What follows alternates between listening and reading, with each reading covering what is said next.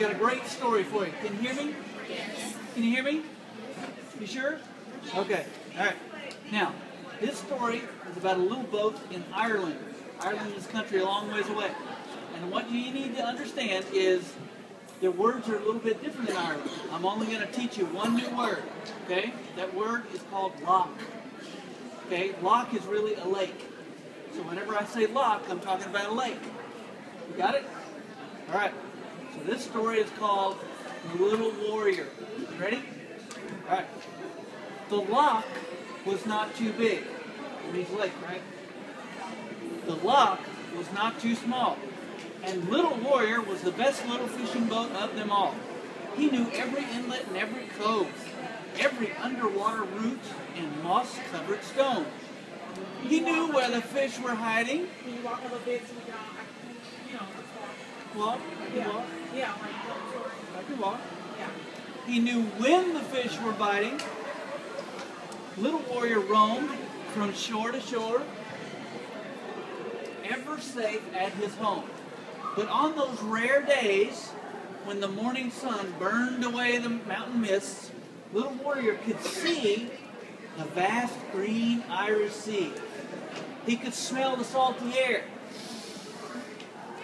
And he wished to be there beyond the bay, casting his nets for bigger fish and bigger, better adventures. Now, at the beginning of the spring was the only time during the year that the dam that was normally blocked at the head of the loch was open or unlocked to release the extra water from the winter snows that had flowed down the mountain, causing the loch to swell and get full. Well, Little Warrior was there one day to make his way down the stream that became a river, down the river that became a torrent. He rode the rapids through the fair city till he finally made his way to the bay. There in the harbor, there were boats of all kinds. There were freighters and farriers, tankers and tugs.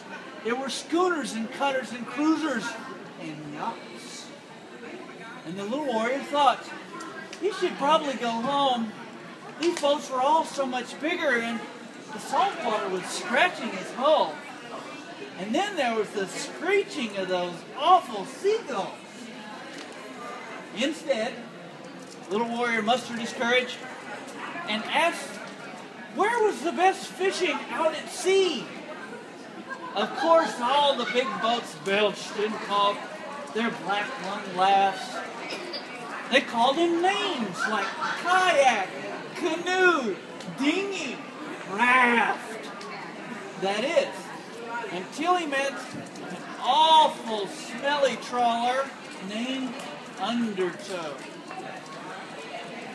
Now, don't you pay them no mind, he said. You'll find them fellas are just jealous, because they can't do what you can do, and they can't go where you can go. So you stick with old Undertow. I'll show you what you need to know. The Little Warrior followed his fishy new friend out of the harbor, past the lighthouse, out to seas, the open seas. Little Warrior, well away from shore, more leagues than he could count, Little Warrior cast his nets into the coldest water he'd ever known. But this was just the calm before the storm. You see, the winds picked up and the waves did too. And Undertow turned to go. Bye-bye, little minnow. Hope you know how to swim. That's when it started raining. The sky grew darker. The raging sea reflected the darkness. Little Warrior battled bravely to power back to land. But like an unseen hand, he kept getting dragged further into the deep. His boards were creaking. The winds were shrieking.